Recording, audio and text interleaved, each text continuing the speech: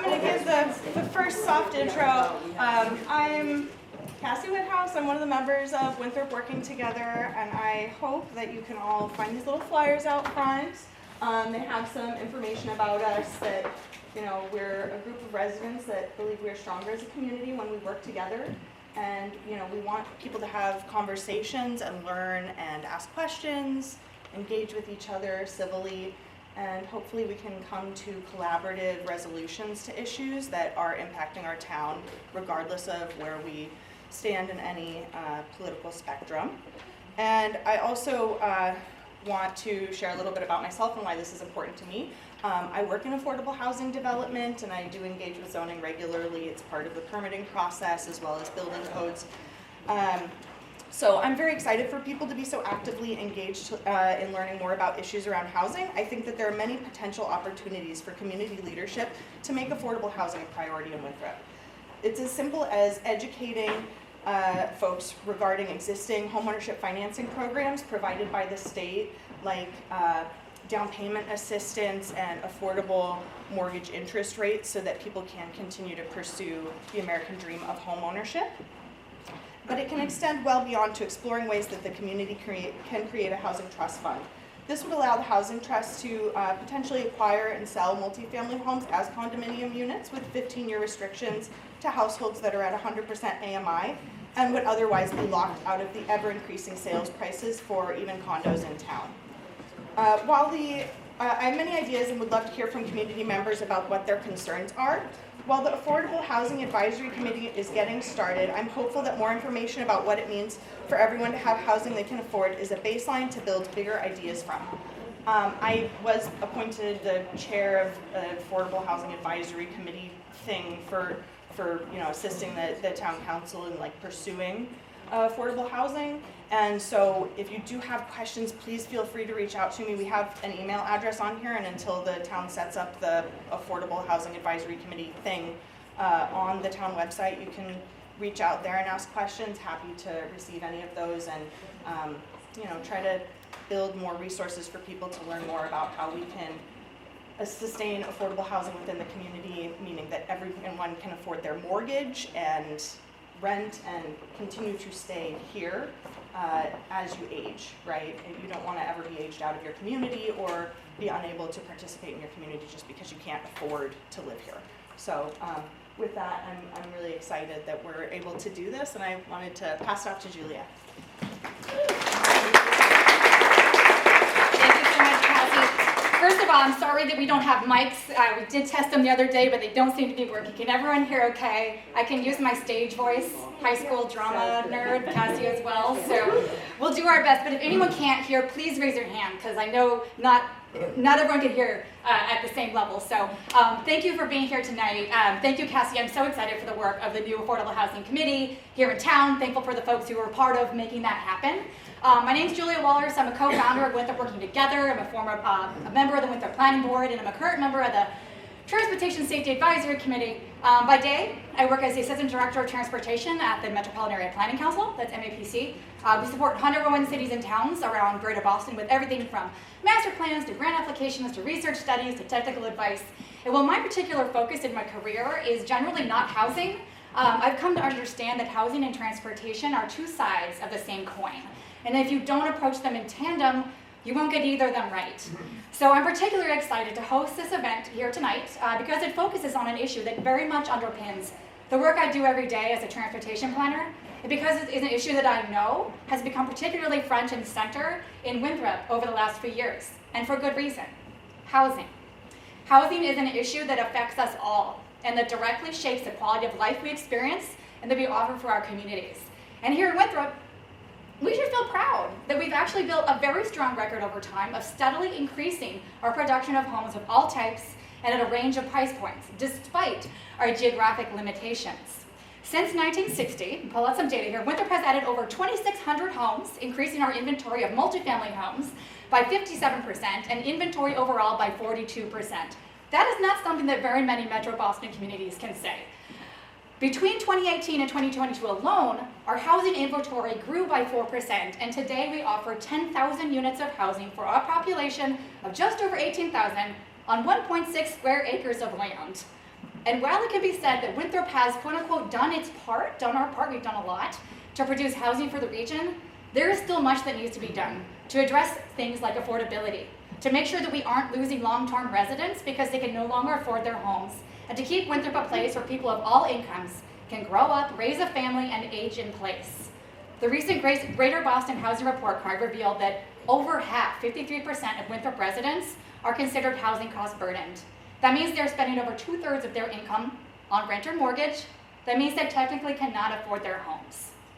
What can be done to address this? How can we use zoning as a tool to improve and not hurt our community?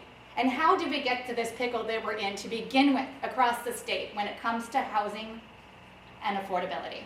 These are some of the questions that we're here to explore tonight. And I'm so grateful to have one of our state's leading experts on housing and zoning, Amy Dang, here to give our feature presentation, followed by discussion with, we hope, Andrew LaFranza, who is stuck in traffic. And unfortunately, the mayor of Gardner was going to join us, but he had a budget emergency. Any city councilors in here can understand what that means. So he's not able to join, but we have these great speakers here. Andrew runs an affordable housing nonprofit in Beverly and is the chair of the Citizens Housing and Planning Association. So we'll focus on zoning, we'll focus on affordability tools, two very critical ways of approaching housing in general, holistically. I want to thank the Winthrop Marketplace for providing the cookies you see outside. Encourage you to grab a few on your way out, and especially to thank Amy and Andrew for being here tonight. So without further ado, I'm pleased to introduce Amy Dang, a esteemed author of groundbreaking reports such as Inclusionary Design, A History of How Zoning Has Shaped the Communities of Greater Boston since the 1920s, and the current research with the Boston Indicators, focusing on housing and land use and affordability. So I'm going to shut up right now and hand it over to Amy. Thank you.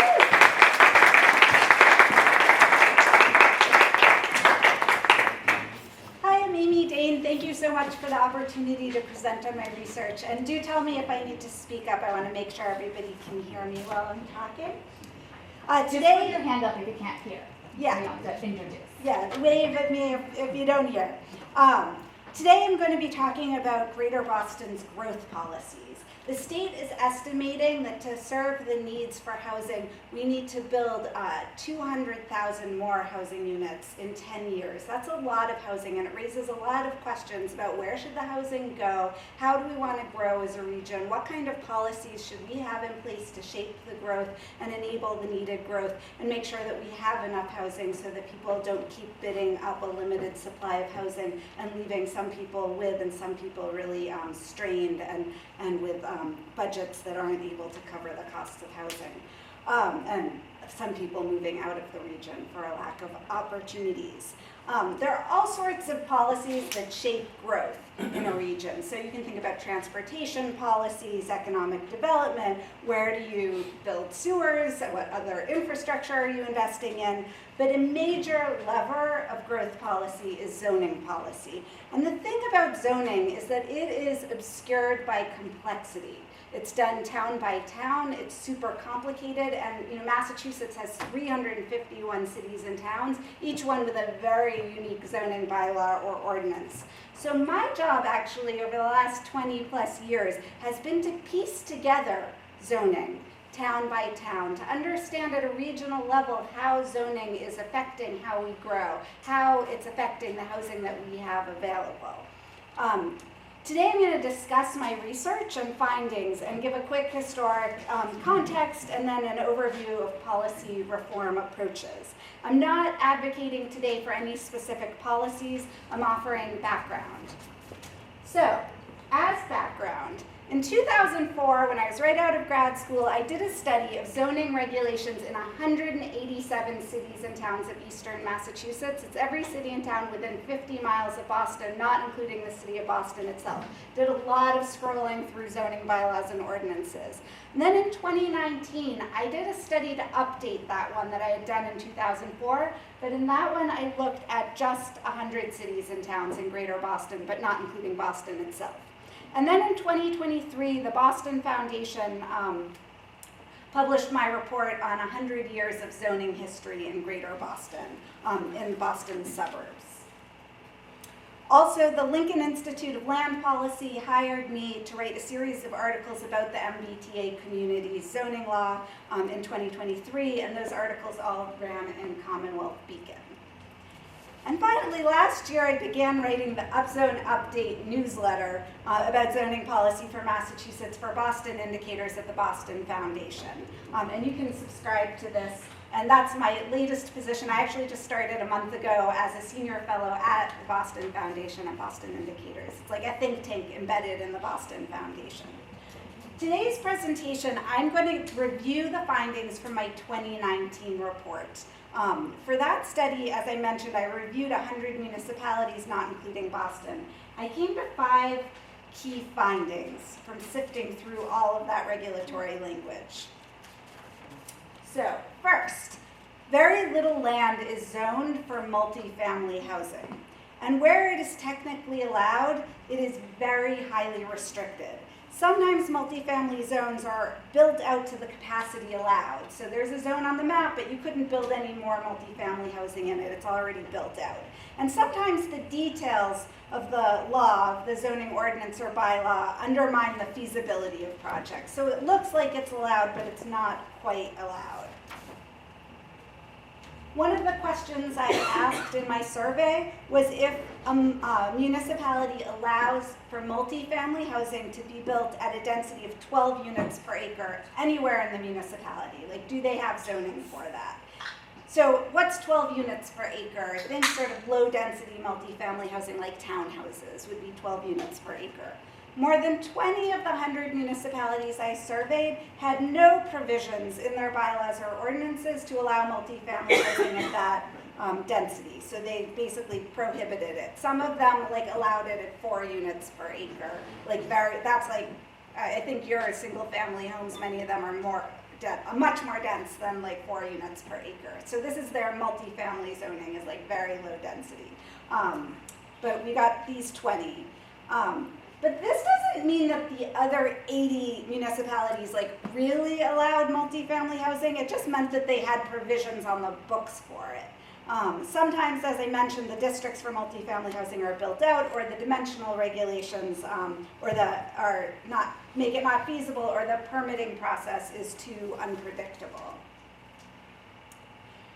My second finding was that the approval processes for multifamily housing have evolved to become more political, more discretionary, and less predictable, more unpredictable over the decades. Now, a lot of individual projects for multifamily housing need approval from town meeting or city council, not just permits from a building department. It's become common to be able it's become uncommon to be able to build multifamily housing as of right without public hearings and discretionary votes. So this project here in Lexington was the survivor of 2 town meetings. So the town meeting just was deliberating about the specific project, not just a zoning district. Now, the common practice across the region has not been and this is in 2019, so this is before 3A, before MBTA communities, but the practice was not to zone whole districts for multifamily housing that cross many parcels, like this one in Danvers, which did. So the trend was to rezone parcel by parcel, project by project for multifamily housing. And Danvers here was a counter example to the larger trend because they did do a rezoning of their downtown that allowed multifamily housing across many parcels. And I think that was around 2019, 2020.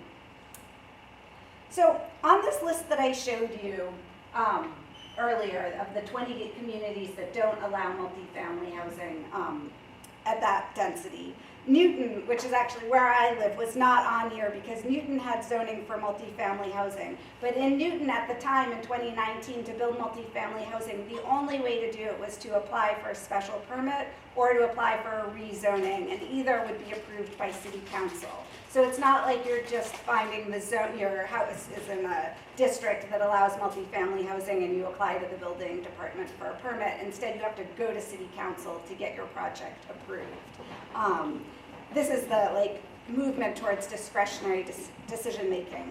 Lexington also was not on this list because they had provisions to allow multifamily housing. But in Lexington in 2019, to build multifamily housing, you had to have town meeting approve individual projects. It was written in the zoning that way, that you needed town meeting approval. So town meeting like meets annually. It's a big hurdle to go to town meeting for your project. In most cases across the region, multifamily housing was only allowed by discretionary votes. So, and I'd actually even surveyed how many permits for multifamily housing had come through discretionary votes or had come as of right, and the vast majority of actual multifamily housing units were getting approved through these discretionary decisions. So, discretionary decision making actually has an upside if you've been involved in any of the discretionary decisions about multifamily housing. It allows negotiation between the municipality and the developer. It can lead to some community benefits.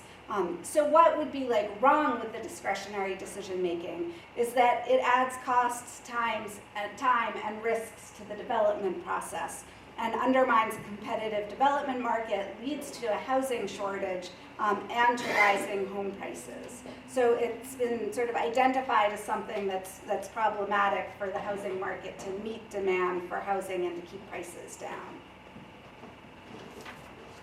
So my third finding on the survey of zoning across 100 cities and towns was that the most widespread trend in zoning for multifamily housing was to adopt mixed-use zoning for homes above shops. And I think you have some mixed-use development here. So, The whole center. 83 of the 100 municipalities I surveyed had adopted mixed-use zoning by 2019. So on the one hand, this is a huge accomplishment, 83 communities adopting this kind of zoning, and most of it had been in recent decades. Mixed-use development is great. We like to see it, and you can see it actually in most municipalities. Here are just some pictures I took across the region. One of the things I did while I was doing this research is I wanted to visit all the cities and towns, the 100 that I was researching, and I made it up to like 93, and there are just a few left. But I took pictures of housing and all the communities.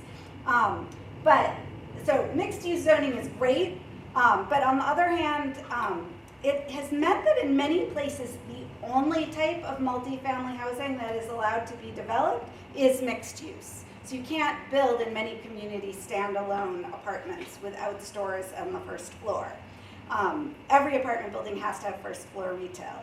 And it's not just about like, we think of like mixed use districts where you might have commercial uses and housing. It's like it has to have first floor retail. And this in and of itself, in some circumstances, can be a barrier to housing development where retail is weak. So if the rents on the retail spaces aren't paying for the cost of construction, that can drive up the cost of the housing. So it's important to think about if you're putting in a mixed use requirement, that it's in a location where there's a strong market for the retail. So number 4, the fourth finding was that municipalities are allowing incremental development in historic centers and a lot more development on municipal edges. So Needham is one example from my study. They permitted 10 units in the historic downtown near the train station and hundreds of units along Route 128 on the edge of the municipality, including, you can see 390 units on the far side of Route 128 from the rest of the municipality. And that is a pattern I saw all across the region, especially on Route 128, but it was like anywhere where you've got a little parcel of land on the far side of a highway, between a highway, train tracks, and water, that is where you'll have big development going in, like isolated from other development. So this is a regional pattern. The fifth finding was actually buried in my report. I hadn't even pulled it out at first, and after thinking about this for a while, I realized it's really one of like the fundamental issues of how we're doing zoning. So most municipalities had been systematically and deliberately prohibiting construction of multifamily housing for families with children. More than half of the municipalities had adopted zoning specifically for age-restricted housing, for residents who are 55 plus. And more than a quarter of municipalities had zoning on the books that would restrict the number of bedrooms that could be included in multifamily housing, of course favoring like 1 bedrooms and 2 bedrooms and not really allowing 3 bedrooms, which would be more likely to house children in the multifamily housing. Municipalities usually zone more liberally for age-restricted housing and offer incentives for its development. So I would find, for example, incentives like you could get more dwelling units, more housing allowed in exchange for age restrictions. So if you build that and put in a deed restriction 55 plus, you can build more units in the same project. It's critical to understand that the restrictions don't actually have to be in the books to be enforced. So I was going through and looking, is there anything in the writing about bedrooms, anything in the writing about age restrictions? But just having a discretionary permit where you have to bring a project to a vote, to town meeting, to city council, or to a planning board, and they're gonna vote on it, you're less likely to get a permit if you're applying for multifamily housing with 3-bedroom units. So a lot of developers will only propose studios and 2 bedrooms in their developments, even though those restrictions aren't written in the zoning. The discretionary process embeds that bias into the process. At first, I was thinking that age restrictions and bedroom restrictions were a pressure valve, that they're not such a bad thing. And that's partly why in my early presentations and in my report, I didn't emphasize this 5th finding. I just presented there were 4 findings. It's so hard to get municipalities to allow multifamily housing for families. At least we should be able to build senior housing. And it's better to build it's better to zone for 55 plus housing than no multifamily housing at all. Also, people who move out of single-family houses into senior villages free up single-family homes for families. So it's good for seniors, it's good for families. So what's the problem with favoring age-restricted multifamily housing? The problem is that our Federal Fair Housing Act, national legislation, prohibits discrimination based on family status.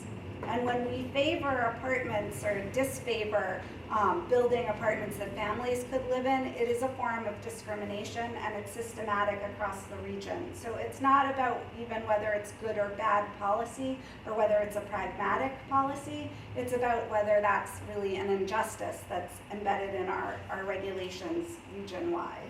So that's where I was concerned about this and started pulling it out into my presentation. In 2003, so a while ago, CHAPA, and we have the board president of CHAPA will be speaking next. CHAPA, a housing organization, produced a report that concluded, we find that most of the Commonwealth's new multifamily developments have generated little, if any, impact on public schools because with rare exception, they were designed to be child-proof. And designed to be child-proof means designed by the zoning to not include children. So this is something we've known about for a while. I've talked a lot about the status of zoning in 2019 when I released that big study, and I wanted to back up a little bit for some historic context and then move forward to the current day and the different sort of housing interventions into the zoning system that people are debating and talking about and trying to implement. So zoning began its spread in the 1920s. Before that, people did use other public policies to affect patterns of development and housing, but zoning really was a new tool in the 1920s.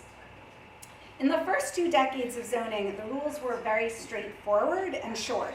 And the big innovation, I think, of zoning wasn't just like a separation of uses, but the establishment of single-family only neighborhoods. And as zoning spread, we zoned for the majority of the land of Greater Boston was going to be single-family housing only neighborhoods across most of the region. Then in the post-war era, in the 1950s and 60s, zoning got a lot more complicated than it originally had been. That's when we got the introduction of a lot of this discretionary decision making. So that's not just new, since 2004 when I started looking at this. It's really been since the 50s and 60s, a growing movement away from just the predictable permitting and towards this discretion and review. In the 50s and 60s, there was an executive belt of exclusive communities where multifamily housing was mostly prohibited. So that's places like Weston, Carlisle, Dover, and Lincoln. But most communities in Greater Boston in the 50s and 60s allowed apartments more liberally than they allow them today. Then came the 1970s, and I call this era the big down zone because we saw in a pretty short period of time in the early 70s, most communities voted to prohibit multifamily housing that they had been allowing. They either voted to take it off the books or passed a moratorium, or they made the restrictions tighter, so instead of allowing 6 stories, they'd allow 3 stories or fewer units per acre, require more land or bigger setbacks, so there was just a lot of revising, or they rewrote, where the districts were, shrunk them. This brought us to our current era of gradual reform since the 1970s. So there was a pivot in the 1970s after sort of zoning got locked up. Where from then on, there was always a pro-housing movement. Even during the big down zone, there was a pro-housing movement. But the movement had moved towards, in that time, sort of gradually opening up zoning a lot through this parcel-by-parcel decision-making, which I had talked about, which I had found, in 2019. I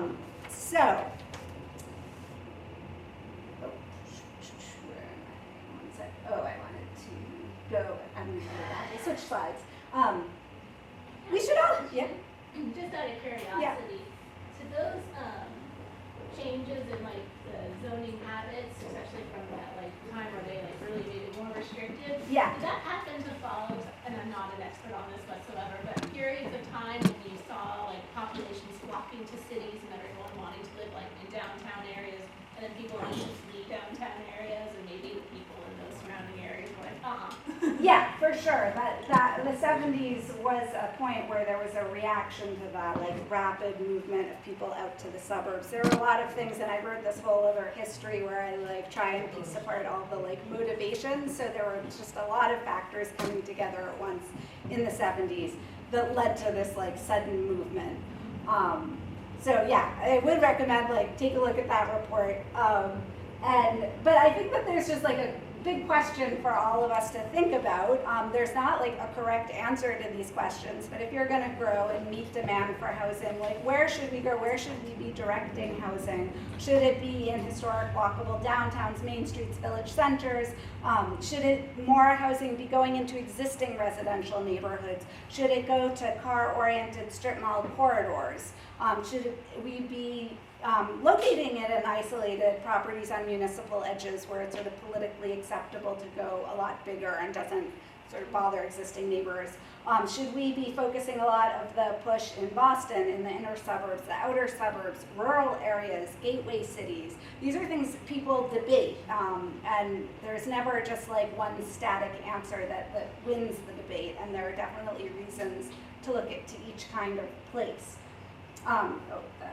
And then, so, the formatting's a little wonky there. There have been a bunch of approaches at the sort of state level in thinking about how do we intervene into this zoning system to make changes to get enough housing. And I would count them in 4 categories. The first 3 are an approach that are focused around cities and towns doing the zoning work. And the 4th one is about the state being more involved in thinking and allowing housing to be built. So the first one I call nudges. This has been going on, for decades, where the state is paying for local planning, for technical assistance, for cities and towns to think about where multifamily housing should go and make plans for rezoning to open it up. Nudges are also just when the governor says we need more housing and cities and towns should revise their zoning. It's just using the power of persuasion to get cities and towns to do more and open up their zoning for diverse housing for diverse people. So nudges, I'd say that, over decades, the state has spent millions on local planning for more housing, for housing production plans across so many municipalities, and before that there were community development plans, and there are lots of planning consultants who've been working on this for decades. So that's definitely been an approach that has been engaged over time. Another approach is for the state to use carrots to convince cities and towns to zone for more multifamily housing. So there was, in 2004, the state adopted a policy called 40R, where they said the state will pay cities and towns to create zoning districts for multifamily housing as of right at like 12 units per acre, and they would pay the city and town once the zoning district was adopted, and then once the housing units were built and occupied, you'd get additional payments per housing unit. It led to very little building. So it was just like a very marginal, minor increase in development might be attributed to those incentives. The state has also undertaken other incentive programs where they have cities and towns fill out if they have different best practices in zoning and housing policy, and if you do enough of the best practices, then the state boosts you up for getting infrastructure funds and other monies as a kind of incentive program. I would say that those kind of policies so far have not changed the overall dynamic. I think they've helped in an incremental way, kind of in the same way that nudges have helped. Now, performance management is the approach taken in 3A and MBTA communities, which is to say cities and towns are still responsible for the zoning, but we're going to come up with performance metrics to say that the zoning has to meet these standards, but you figure out how to meet them. So you pick where the districts are and exactly how dense it's going to be and what all the rules are of the zoning. But with the performance metrics in 3A, it's about you need a certain number of acres and it has to be a certain density, and you have to be able to accommodate, in theory, a certain number of units. Whether or not those are actually going to be built, because maybe there's already housing there, that's fine. But if you can meet those performance measures, then you're complying with the law. So we've been through this 3A process. I think that it's led to some incremental increases in what housing is allowed. I think you've heard a lot about this. There's an option for paper compliance that a lot of cities and towns have chosen, where you adopt the zoning, but you're not really going to see more housing built through it. So we've seen that in a lot of communities. A lot of communities are allowing just a little bit of housing, so you might see 20 units here or 5 units there coming through over time. And then there was Lexington, that was an early mover and adopted zoning way beyond. They totally beat the metrics that the state proposed and allowed a whole lot more. And they are far and away the community that's allowed the most actual housing. They've permitted, or you've got more than 1,000 units coming through the pipeline in Lexington. But this spring, Lexington came together and voted to downzone it and to make it more restrictive, have it cover less area and allow less density. So they pulled back to make it just meet the state requirement as opposed to going above and beyond. So I would say that one also, the history of it now is sort of for an incremental increase. Now the last type of intervention in here is what I'm calling state permission. And that is where the state just directly allows something. We have an example of it. I don't know if you've heard about the state allowing accessory dwelling units statewide as of right. You don't have to change your zoning for it to be allowed. The state says that, under certain circumstances, you can build, if you own a property, you can build an accessory dwelling unit that's not more than 900 square feet in the unit, and it meets certain standards. But even if your zoning doesn't have any provisions to allow accessory dwelling units, a property owner can go to the building department and apply for a permit to build an accessory dwelling unit if it meets the state requirements. Now, I'm in Newton, and we went through this long process to make our zoning match what the state is requiring, just so that property owners won't be confused. And I think a lot of cities and towns have been rewriting their zoning just to make it match. because it's like a little weird if your zoning says one thing and the state's allowing something else. But like cities and towns don't have to rewrite their zoning. You don't have to go through this huge process of town after town, city after city, like holding hearings and having votes and having like all this discussion. So ADUs is in that category. Chapter 40B is in that category, where developers can bypass local zoning for mixed income developments that meet certain standards. That was actually adopted in 1969 and it's been on the books.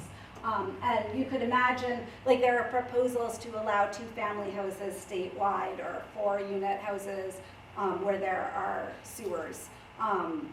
And that to just allow it so that cities and towns don't have to go through the whole process of rezoning. And there are other just like variations on that. But I kind of think of those as the big categories of like how you intervene into this system, although none of that quite answers these questions that I was just asking about, you know, where do you want to direct it? But you could use those levers to direct more housing into the places that you think are most appropriate and work well for transportation, for the environment, for sociability, for our communities, and all of that. So that's a whole lot of information. As a closing comment, I just wanted to remind all of us that people need housing. And that we're here discussing this because shelter is like a fundamental need of humanity. It's really important. And this planning work is really hard. It's just honestly hard thinking about where it should go and you know, what are the there are sometimes real trade-offs, and to think through those trade-offs and values and different issues. But I think that fundamentally it's really important for us to put high up in that list of like social priorities the need for sufficient housing for people. I really do think we are up to the task, even though it is a hard job. And that's a ton of information, and I just wanted to say that all of my reports and articles can be found at my website. You can look it up there. And this is my email and yeah, my website, and just on the Boston Indicators. Now, that's all. Thank you. You guys got all that? Got it? No questions? Good. Moving on. Thank you, Amy. I hope everyone could hear okay. I'm so glad that our next speaker, Andrew LaFranza, is here. I know it's a little tricky sometimes getting out of Winthrop. In and out of Winthrop is not the easiest, no matter how you make that happen. So thanks for making the trip. I'm sure there's questions. I want to be respectful of time. I want to give everyone a chance to ask. So hold on to your questions. I want to give Andrew a chance to come and zoom out a little bit, and zoom out or in, depends on how you look at it. But Andrew is the executive director of an affordable housing nonprofit called Harbor Light Homes in Beverly. So they actually focus exclusively on building and preserving housing that's affordable to a range of income, specifically below market rate. So how does that happen? How do you do that? Do you need to just build more of it, or are there other tools you can do to make your existing inventory more affordable, more accessible to your existing population and to new people who need homes, who want to live near jobs, who want to live in your community, but currently can't afford it? So Andrew's here in that capacity, but also as the board president of CHAPA, Citizens Housing and Planning Association. I'm doing more of the policy level work around affordable housing. So Andrew, we'd love to hear from you, and then we'll open up to questions from everybody.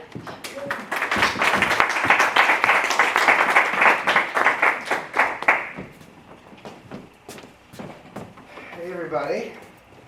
Well, I hope you enjoyed Amy Dane, who is like, as you know, if you're not used to this world, she's like housing policy superhero. She's got that modest look about her, but there's like a detractable cape that flaps out. It's got a big AD on it. I, of course, am also AD, so I'm kind of keen on that. But there you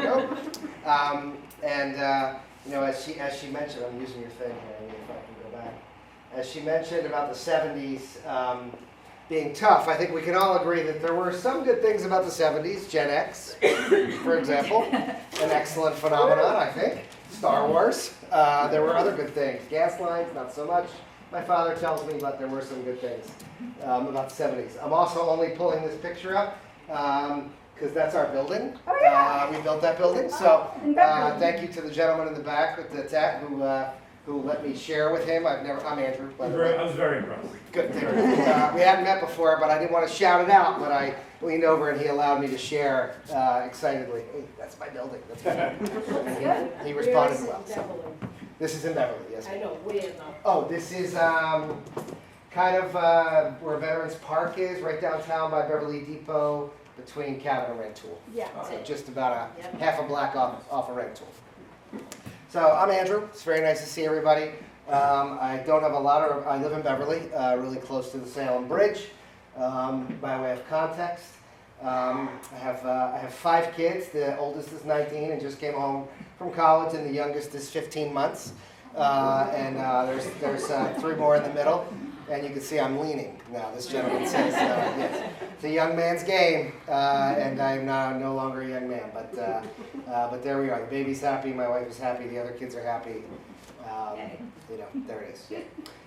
So a couple of things for you, and happy to take questions which you may have on the technical side. CHAPA, as was mentioned, is Citizens Housing and Planning Association. I'm the board chair there now. That is like the long-time big tent think tank policy advocacy group statewide. So if you go to chapa.org, that's going to be the group where most of the housing activity going on statewide is going to funnel in and out of that website and that group of people. And so it's a really good spot. So if you have questions, you're looking for data, you want to know some things that's going on, that's a good spot to look. As you all know, probably the housing bond bill passed last year, and housing choice before that, 2 successive administrations, one from each party. And there's a whole bunch of stuff in there. Short version is there's a lot of money approved in what was the housing bond bill to build housing. And there were a lot of policies in there to make it easier to build it. So on the one hand, money to fund it. On the other hand, policies to make it possible in some of the ways that Amy described. And happy to talk about that if people are curious about it. But there's about 50 different policy recommendations, which was really unusual for a budget item. So big kudos to the governor and the lieutenant governor. So Harbor Light Homes, and this may help you imagine maybe a little bit about what could happen and what you might want to know about. So we're a community development corporation. We work only on the North Shore, so we're geographic in that way. And political, small p, meaning we're committed to that space, roughly Lynn to Rockport, west of Middleton. It's about 20 communities. We have buildings in about 12 of the 20. And are active in most of them. There's a couple we're not very active in, but most of them. We've been around for about 60 years. We were founded originally by a church who viewed this as part of their social justice work back in the 60s, and we're the descendant of that entity, along with another 5 or 6 entities that merged together. So a bunch of groups that created little bits of housing over the decades in different efforts combined themselves about almost 20 years ago to make Harbor Light Homes, and we're sort of the descendant of all the good work of people before us, standing on the shoulders of giants, as it were. So we do a few things. We develop affordable housing, we manage it, we advocate for it locally and at the state level, and we do what I think are a lot of pretty interesting resident services for populations that both are vulnerable economically in some ways, or danger of being excluded or displaced based on economics, but also may have some other challenge. So frail elders, homeless families, homeless individuals, excuse me, people with disabilities. So we, to give you a sense of range in a nutshell, our smallest building is a single unit.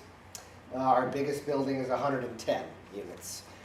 And we have stuff all the way in between that. We have elderly housing, we have housing to help the formerly homeless regain their independence, we have family, essential worker housing, housing for people with disabilities, all different kinds, all different species. But I think the goal here is to talk a little bit about how it works. That's what you're mostly looking for, right? So there's really 3 ways to think about it, or things you want to think about. When we're going to look at something, we're looking really at a Venn diagram, right? The 3 circles, one on top of another, to determine whether or not it's possible. This is like the guerrilla version before the formal version. So it's, is it physically going to fit on the site? Is it politically going to fit? meaning I might think it could fit at 10 stories, but politically, 10 stories maybe is not going to fly in downtown Winthrop. So you have to have both of those things happen. And the third one is it financially viable? And you're navigating those three circles all the time. So, what are the politics? You might say, well, if it's financially viable if I do 10 stories and no setbacks. But you know that the city council or the selectman or the mayor or whoever has got the political pull is not going to support something that large or dense. So maybe it is physically possible, it's not politically possible. That's a no. And so we're constantly trying to chase that circle. This is not in a manual, P.S. anywhere. This is sort of our version of reality. How do we take all the smart things that Amy was saying and deploy it into the street level so it manifests itself into housing for actual people? And so we have built with special permits, we built with 40R, 40B, renovation of existing sites, reuse of old buildings, on and on and on. We're kind of mission opportunists. And we mostly like everything if it will help people have a place to live. So when you're looking at those three things, we'll go to a community, or usually a community will call us and say, hey, we're trying to figure this out. What do you think about X? We'll go and look at it. Is it politically possible? Is it physically possible? Is it financially possible? And then we're trying to really get a pulse, right? It's not a science exactly. It's a little more of an art. What's possible? What is the community really going to want here versus what do you think you should do? What are they going to really want? Because we're a community-based nonprofit developer, so we're here for the long haul. We want to make sure we know what people want. Because really, we're not that interested strictly in the individual building, right? Like the individual building we could get built faster, easier, less headache. It's the idea, it's really the idea. Each building is a manifestation of the idea that people should have choice about where they live, that if they work in an area, they should be able to live in that area, that people that built it up and aged there should be able to stay, and that the symbiosis that is society should be manifested in the housing. So we're really after the idea. The housing is sort of just the side hustle. It's the example of the idea. When we're looking at stuff then, a community might call and say, what do you think about it? And we'll say, all right. And so on the physical side, we're looking for stuff like, are there utilities nearby? Is there a lot of ledge? Is there any kind of environmental hazards? How are we going to deal with drainage? Can we comply with the vibe of the area? Meaning, if it's a single-family neighborhood, a 5-story building is probably going to be too big. So even if that's viable, we're not going to do it. Even if you could do it, we probably wouldn't do it because it's not going to really fit in there. But is there a way to make it fit in the space? Are there any hurdles? And we have done crazy things. I think now at the moment, we actually have a building over the gas line to Gloucester, the water line to Salem, and the electric line to somewhere. So I'm pretty sure I could shut down utilities to 3 different cities if there was a reason to do that. This is not a great plan, by the way. You don't really want to do that, but there happened to be an easement on one and a line on another, and so you're looking for that kind of stuff. Is there a problem here? Can I manage this? Is there any sort of natural habitat? What are the issues? If you can figure that out and you're like, all right, it'll fit, then you're trying to see politically. So we'll go talk to whoever the official and unofficial folks are. So we want to talk to the abutters, even though that's not politics in terms of elected officials. We want to know, how are the abutters feeling about it? Is there a neighborhood association? What's the vibe? Are people supportive? Are they not? Is there something they want to see? They don't want to see? Because we're trying to find a way to cut with the grain and see if there are things we can do. A lot of times, communities and neighbors, they're nervous, right, on the first cut. And so some of that is they just want to get close enough to know that you're going to be reliable. It's almost like a smelling kind of are you around? Are you going to stay around? Are you going to do what you say you're going to do? Are you listening to me? So I did a meeting in Gloucester this week on a site with a couple neighbors I had never met without a huge agenda, and the goal there was just to listen well enough to them to know what they were nervous about and see if there was something we could do that would be helpful to them. There isn't always, but a lot of times, most of the time there is. So if we can know that it's physically viable and we talk to the politicians and we know what we're going to get, the planning board, the zoning board, depending on the kind of permit, if they have a community preservation committee or a housing trust, how are they? Are they going to be supportive? Is there anybody else unofficial that we should talk to? Which the answer to that is always yes. right? There's always somebody who's in charge who's not on the letterhead or on the website. So you want to know who that person is or persons, talk to them, and you're starting to build on that, right?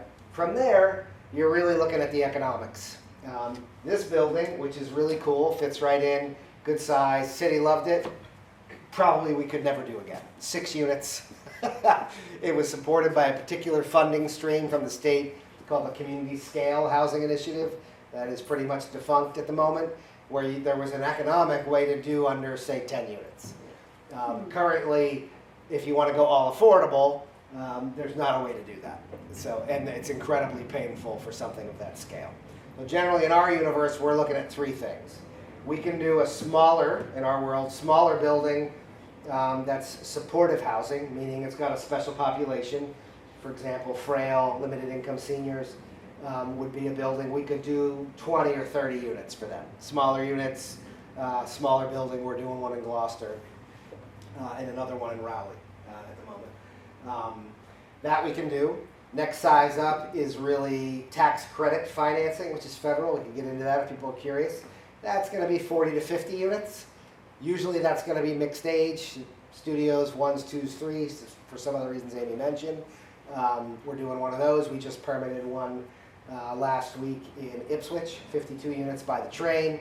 And we're going to start building one of those in Hamilton later this year, 45 units, just like that. Up from there, you can do about double that size, 100 or change. That's harder and would need, you're generally going to be in a much more urban context to do that.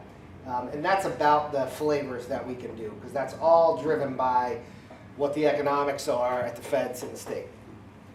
And so then we'll come in and we'll, after we've talked to everybody, figure out the economics, figure out the space, we'll go through a process of community meetings that are usually unofficial. And then once people have sort of worked out what they're nervous about, what our responses are, then we'll file to permit, depending on what that kind of permit is. Different permits have different styles. So we're doing a 40R in Salem right now.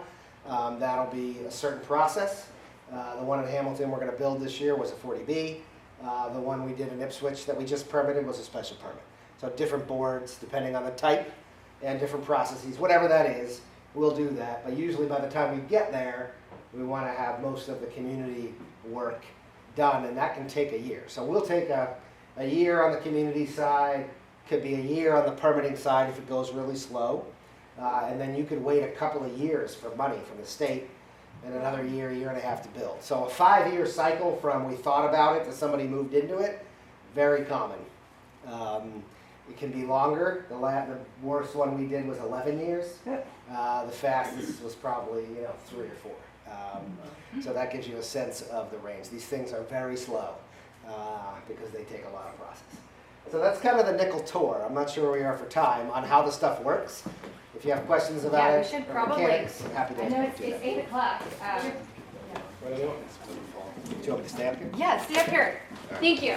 Those are our presentations. So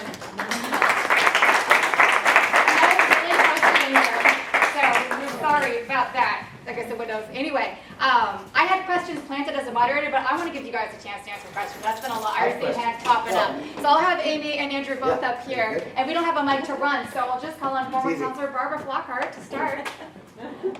A lot of us have been talking about, three I've been saying, we're so dense. Why don't they put all this housing out on the far end of the transportation? For instance, Littleton, which is on the commuter rail.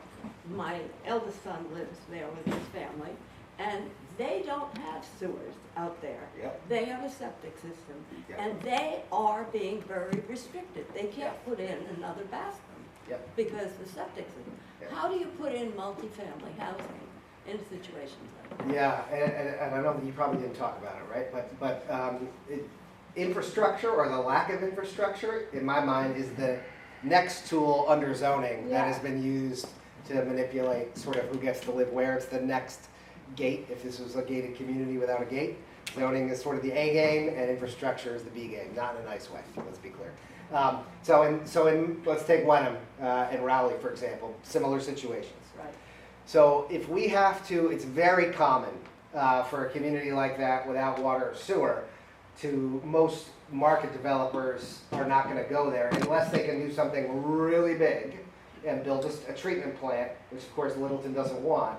But it is viable to thread the needle if you're intentional and collaborative about it. So in Wenham, we're doing a 45 unit build. It's built, you can see it. It's on Maple Street in Wenham, and it has underground Coltech drainage systems and an underground Waterloo biofilter septic system, like a really high-end NASA kind of septic system. And so it's doable. It's incredibly expensive, but it can be done. And we were sort of, that's the one that took us 11 years. We were obstinate about not being dissuaded by that. So it can be done. It is possible. But developers are going to shy away from. Yeah, a for-profit developer is not doing a 45-unit deal like that. They might do a smaller deal with more bedrooms as a sale project, because that's viable for them. So let's say 12 townhouses, 3 bedrooms each.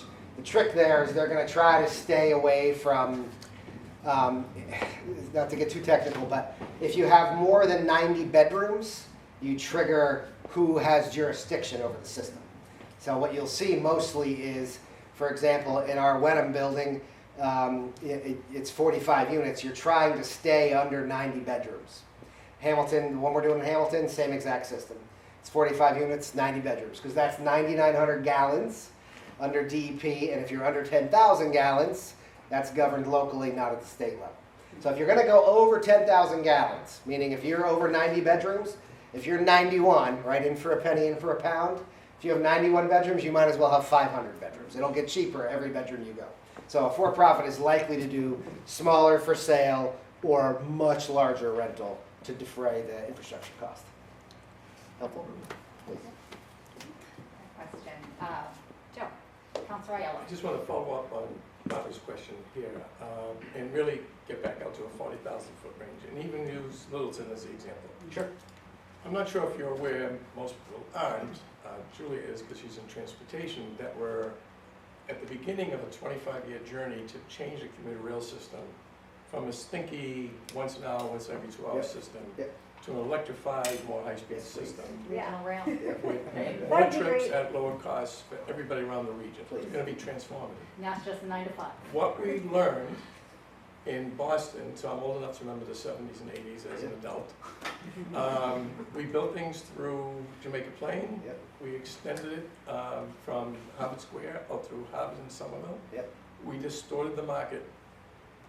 Regular folks got priced out Yep. because there's no control over housing, Yep. and it's all wealthy people. Yep. We sent them far away because that's where land was cheap. Right. We punished them by charging a higher rate to come into the city by transit at a lower rate.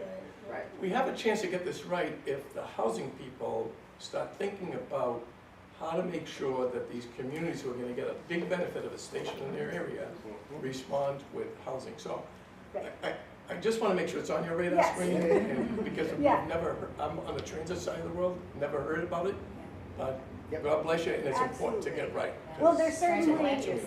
a lot of talk in the pro-housing community about finding places that are on public transportation or served by buses or by bike routes or have good options for multimodal mobility, places that are walkable and have sidewalks, and to concentrate housing in those areas so that people can walk more and ride their bikes more and Sure. take public But you need to transportation think and not about have land to banking, because be in the land car values are gonna each go up, trip. making the affordability Right. stuff even Absolutely. harder. So, anyway, Right. thinking Real about estate preserving angle. in advance. Yeah. Sorry. Yeah. Somerville being a good example. But, and then Yeah. a piece of that though is thinking about concentrating development in areas that are well served by infrastructure, but that also includes sewer systems.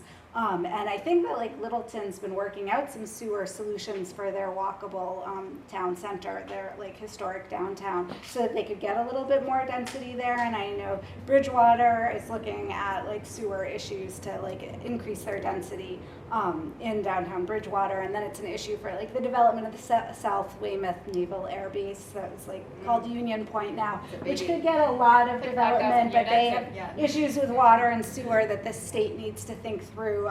And the state, I think this is one of like the future issues for the state to take on in relation to housing development growth policy is like, where do you strategically want to invest your sewer dollars? And it does get to be really controversial. And in the 70s, there was a big push to extend sewers and a lot of pushback of communities saying we do not want sewers because it means more housing. And this is kind of ridiculous, but the town of Weston, you know, is right next to Waltham that has MWRA, like nice sewer system.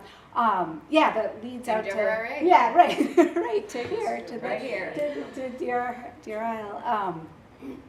But in Weston, they're on septic systems there. They haven't let the sewers be extended into the Very town, even though suspicious. it's like in the heart of greater Boston, do you know, like, And so. they can afford. Yeah, it's like a public policy decision made to not have sewers so that you can't have density. But this is something to think about with like limited dollars to spend on that. And there are a lot of places that need sewer upgrades because they were put in 100 years ago and need some work. You guys thought we were here to talk about housing. We're actually here to talk about sewers. Talking it. I've seen it. I'm here to learn more. There's a lot of confusion out there, and everybody I ask has a different answer or opinion. Now, philosophically, I'm all for more affordable housing. Of course, I spend my life work doing that kind of thing. However, there are things that bother me about this whole thing, and that is, I understood that the MBTA law was to encourage more building, and I kept asking, is it for low-income people? Because that, to me, makes more sense. People with money find housing. It's people that don't have enough money where the shortage really comes in, but nobody says that. That's the real truth, to me. I may be wrong when you tell me, but the homelessness is a poor person's problem. So I was assured that the MBTA did not require affordable housing. I looked it up, and that happens to be true. Yet, you've all talked about affordable housing, special housing, and special needs. So now I'm even more confused as to what this whole thing is about. So having said that, I guess I'm encouraging you, I don't know who you all, but to make it a little clearer. There's a lot of confusion out there. And the feelings are strong. Yeah. And the other thing that I'm concerned about, because I live here, of course, so everything's fine except my neighborhood, right? We all know that story. But the reality is, we are a peninsula. There's only 2 ways in and out. It's already almost impossible to go out either way at rush hour. Right. Are people figuring in what 800 or something more units will do to that?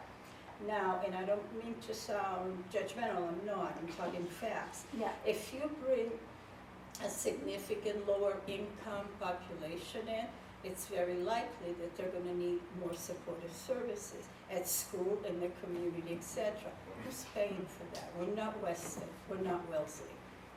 And a lot of the people here come, I'm going to guess, from Charlestown, East Boston, and all those little cities, and made a little more money and wanted to come to the country, and this is as far as we got. Right. And I've never lived, this is as far from the city as I've ever been, so, but we have some rights too. I mean, people work and move to a community for certain reasons, right or wrong, that's what they did. And it feels like, nobody's thinking about that. Like, yeah, we're gonna change the community, we're gonna build more because there's a need, got it, and I agree. What about the people that are already here and worked hard for a certain reason and purpose? Is anybody looking at that? Yeah, there was a lot of questions, I know. Yeah, I'll take what we got. Yeah, I have just a couple comments and we'll trade off because there was a lot there. And thank you for the questions, ones. and Yeah, they're good really, ones. really thoughtful, and I appreciate your coming and sharing those thoughts. On the issue of market rate development and allowing more, there's been a lot of economists studying this for decades now, saying that the whole region and a lot of regions of the country haven't been building enough housing to meet demand for housing. And so when you have a shortage, people bid up the limited supply of whatever that item is. That could be for housing, it could be for anything where there's a market for something. If you don't have enough, it puts upward pressure on all the prices. And a lot of economists are looking at places where there's enough housing built, places where there's a lot more housing production, less regulation, or even studies that have been done at a micro level where a bunch of apartments have gone in. And the research is showing that that kind of production does put a sort of a downward pressure or like reduce the inflationary pressures. So it's not like you're gonna like lose value on your house when something goes in, but maybe prices won't escalate as much. So that's sort of some of the thinking behind these policies and why the state is pushing it to like upzone whether or not you require some of the units to be affordable. Some places have inclusionary zoning where they do, as a part of the zoning, require that some of the units be deed restricted as affordable. But you don't, as a city or town, have to zone that way according to MBTA communities.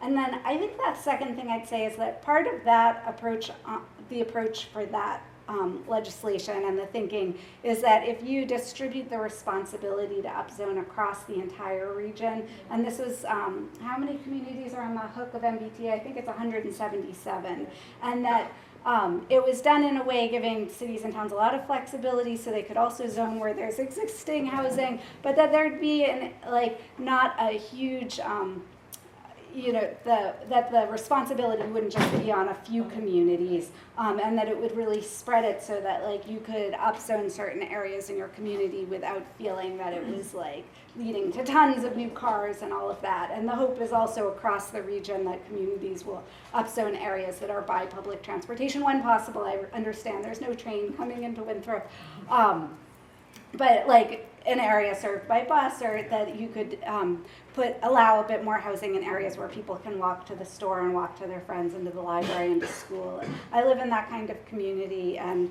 that was sort of built out in the era of the trains coming through before there were cars. And it's wonderful when your friends can walk to their your kids can walk to their friends' houses.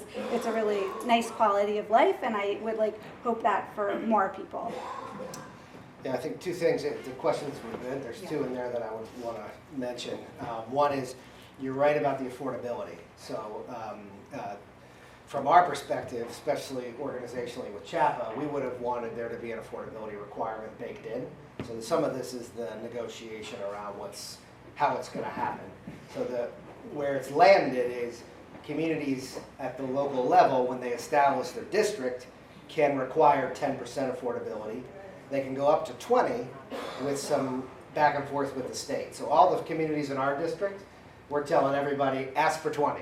Because the only way to get the affordability is for the local municipality, when they pass their district, to include it. Right, but that's exactly the loophole that people Yep. are thinking about. Yep. Is that the MBTA is not in question, but a lot of the towns do have that requirement, that understanding. Yeah.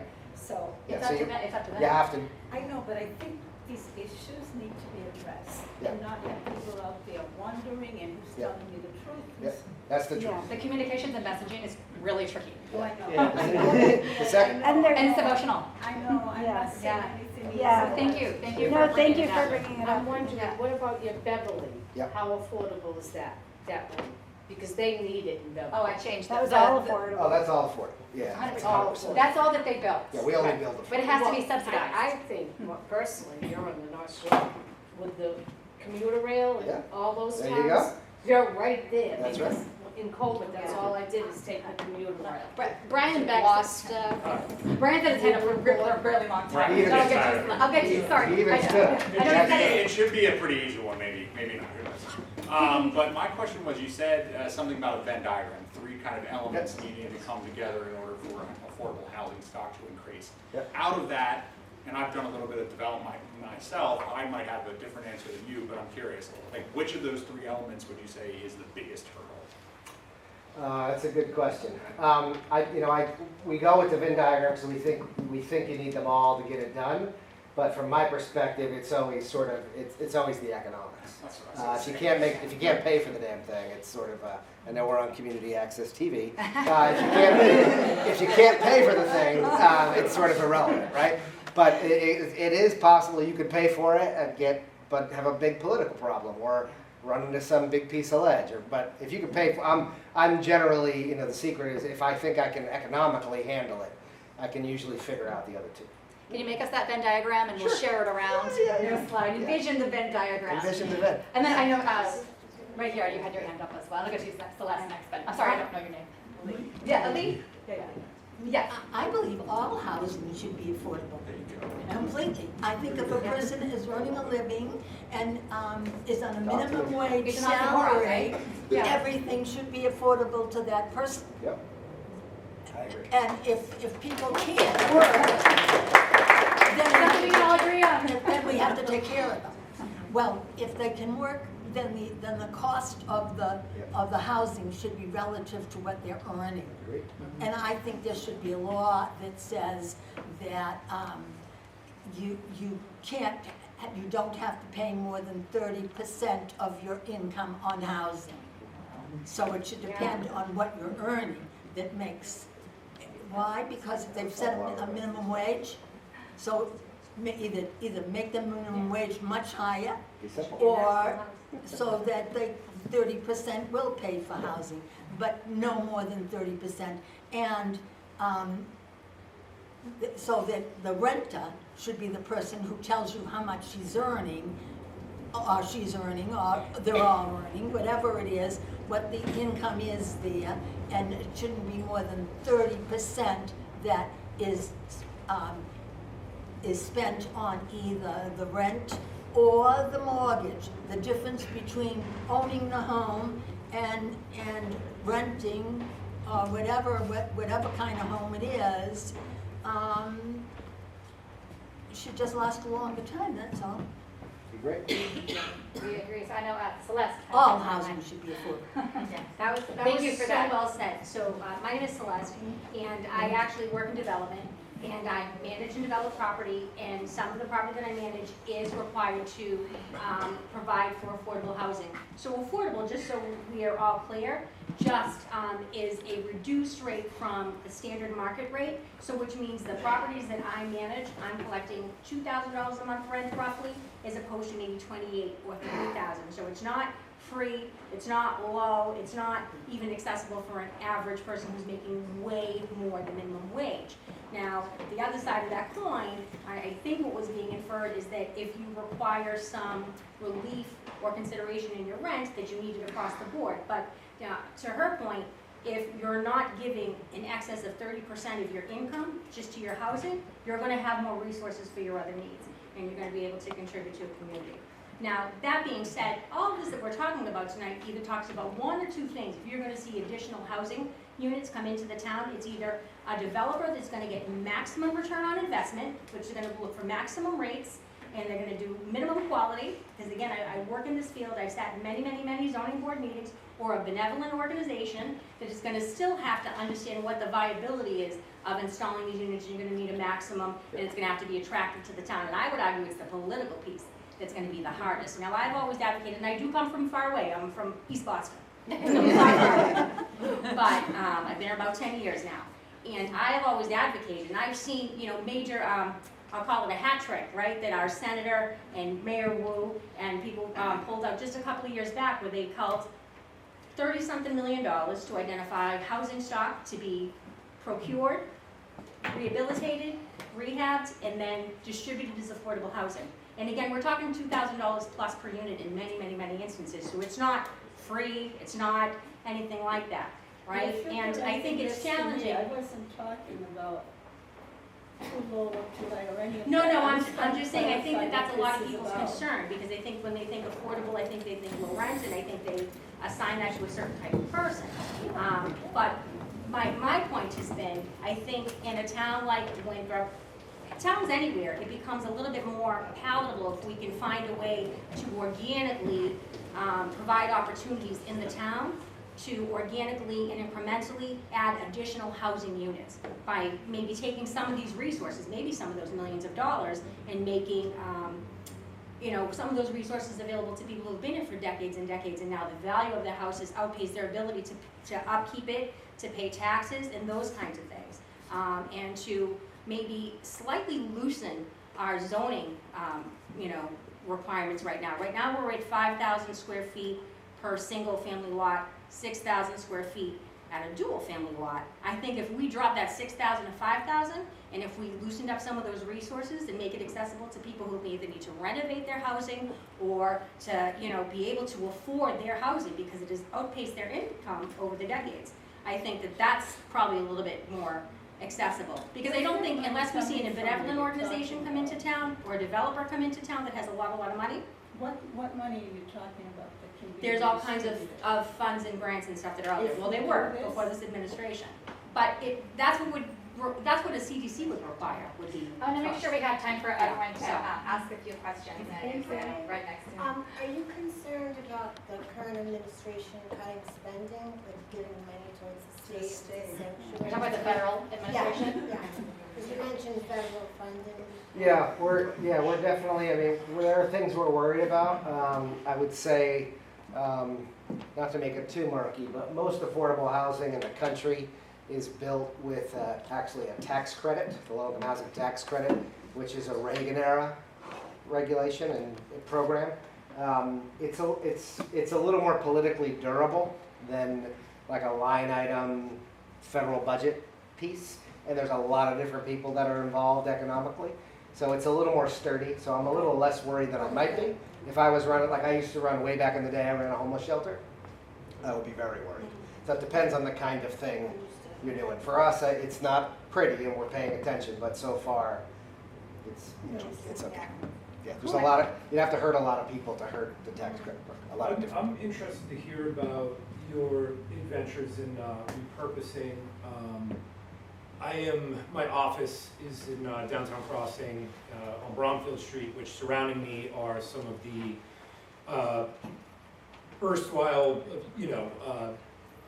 offices, retail, things like that, that on the upper floors are being converted to affordable units, like a number of affordable units, and I know it's very expensive to do that. Yep. On this smaller community level, do you find that repurposing is more widely accepted in the community when you're having these meetings and you're presenting your plan? We're repurposing this building that's been abandoned for so many years. We have those in Winthrop, Yep. but mostly they're repurposed into luxury condos and things like that. So. Yeah, first I want to give you points for using erstwhile in a public meeting. Use the literature. Very cool. Well You played. really bust out the word. Yeah, it was nice. It was nice. I was good with adventure, and then when you hit erstwhile, I was like, just showing off now.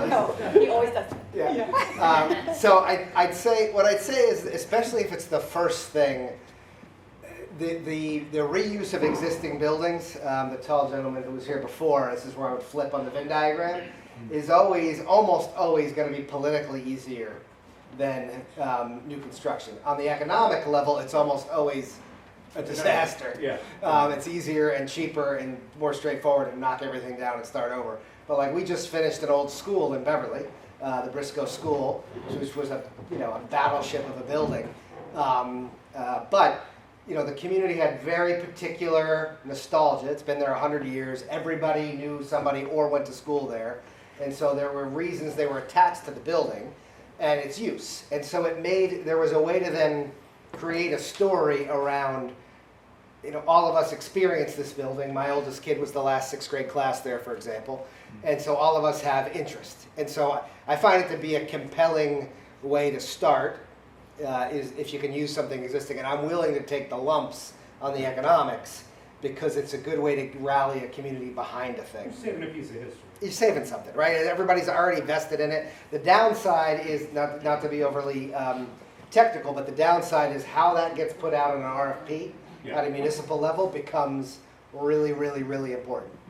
Because the municipality will often, the various constituencies will put out a request for proposals for a building, and everybody's interest in that building is represented, and, you know, the city wants the most money they can get, but you have to protect everything, and on Tuesdays you have to cluck like a chicken, and on Thursdays you have to wear yellow socks, and, you know, by the time you're done, you're like, yeah, no, this is impossible. So, you know, you start, you're like, it's a chicken, you know, but you can't do it all. Anyway, so it's good, it's a good way to go, because it's a good way to harness it. I think, Amy, maybe you would have the answer to this. Do we know how many new units have been built, specifically in the regions that you're studying, eastern Massachusetts? There has been, as we know, lots and lots of building going on all over this region especially. And it hasn't done what we were told it was going to do, which was to help start bringing rents down. In fact, it's gone the opposite way. Rents have gone up. Right, so in terms of the production numbers, like say in the last 10 years or last 20 years, I think that what the economists have been telling us is, well, there has been some more production. It's not enough to meet demand for housing, and it's not even at the historic levels that we saw in the 50s and 60s when housing was allowed a lot more liberally by the zoning across a lot of communities.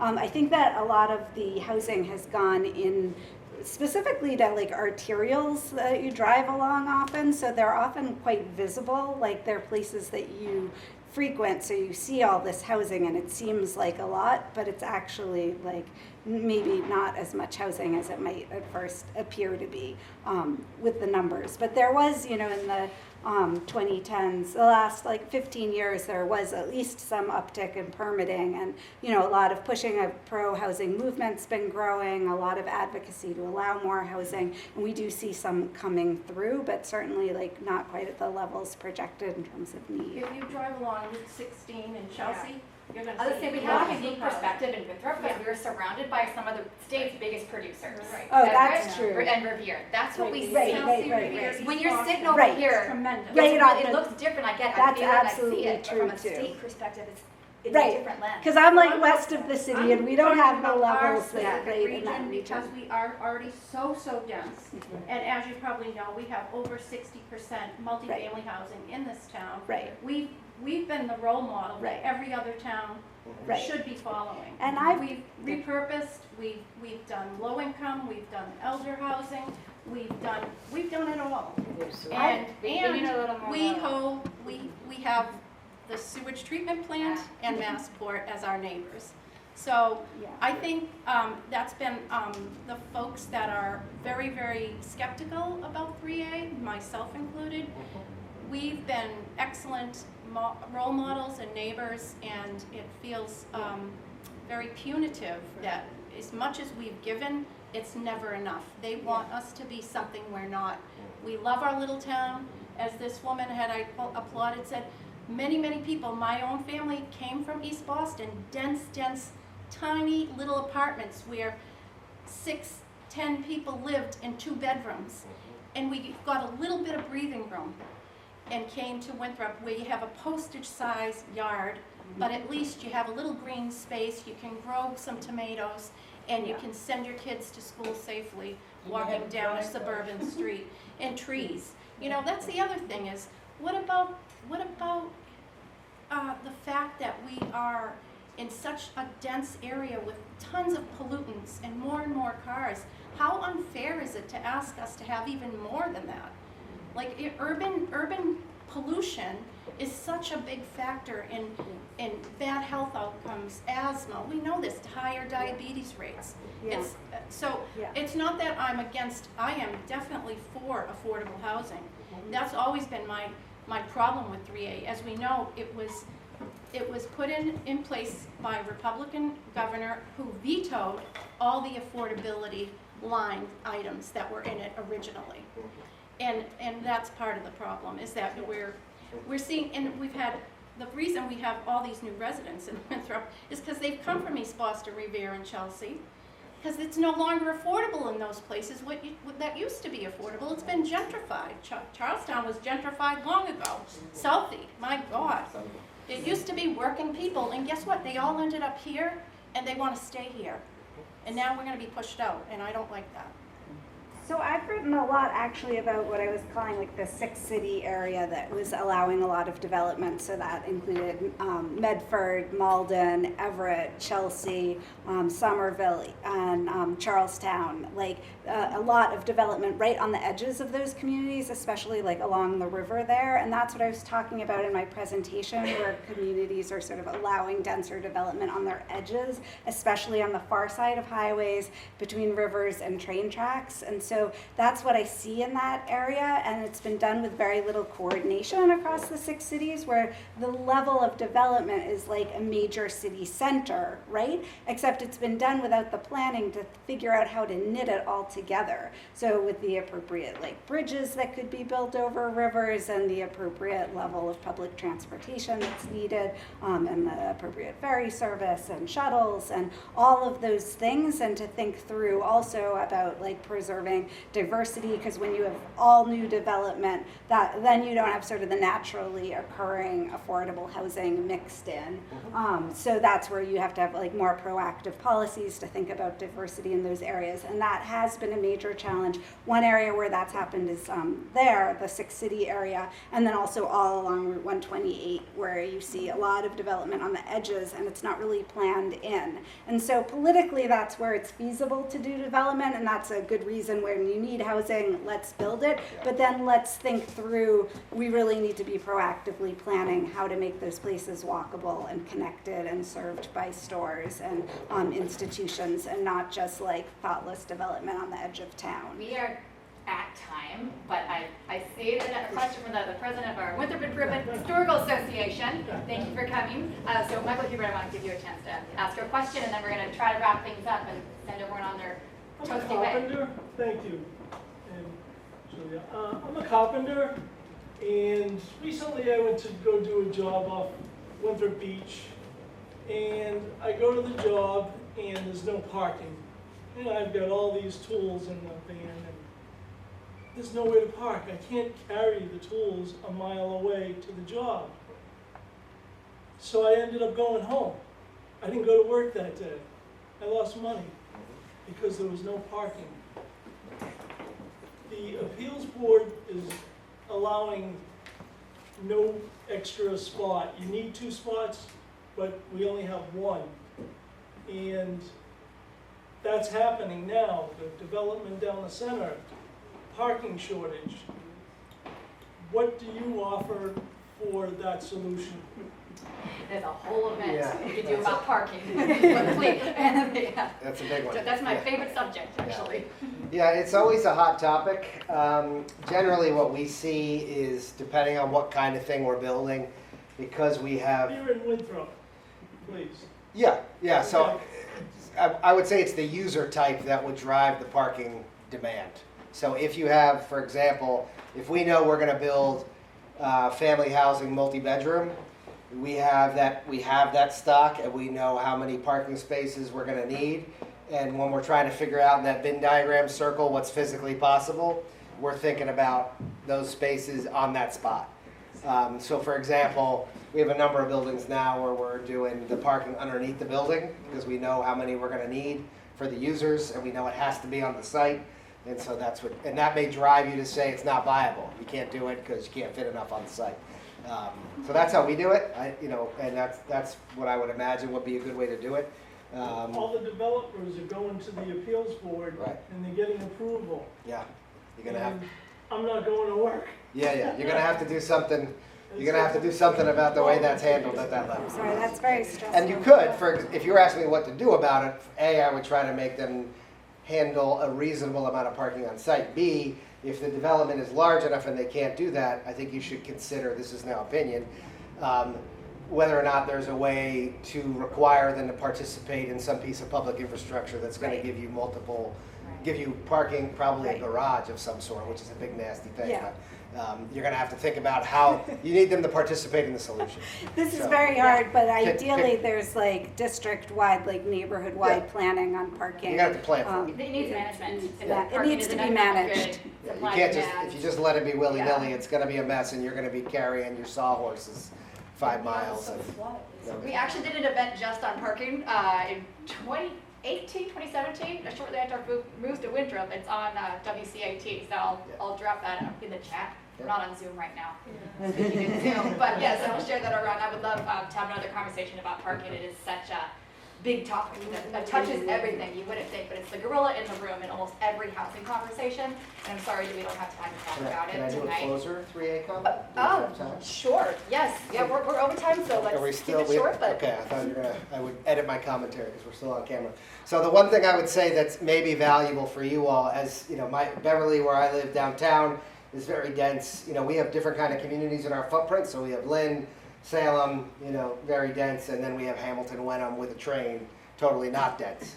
What I would offer you by way of encouragement is, my opinion, is that the 3A law is going to have a lot more impact on forcing the communities in the region to do their fair share than it is the really dense communities who will already comply with their existing housing stock. So it's scary because you're like, oh my gosh, what's going to happen? But Winthrop is so dense already. Right? It is very difficult to imagine that you're not going to be able to satisfy the requirements with what you already have. That's what we did in Beverly, for that's example.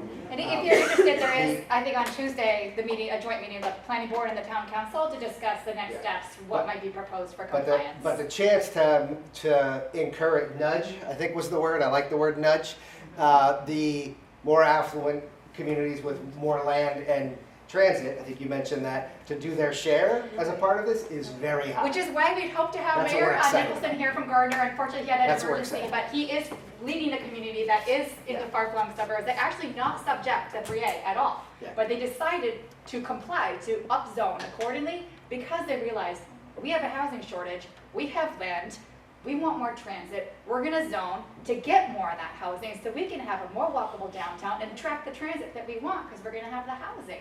So that was why we invited him here in the story that he would share, because I thought it would be inspiring for Winthrop, not to say, be like Gardner, to be like, hey, there are communities that get it. And like Winthrop, we don't have that ability, we don't have the space. Yeah.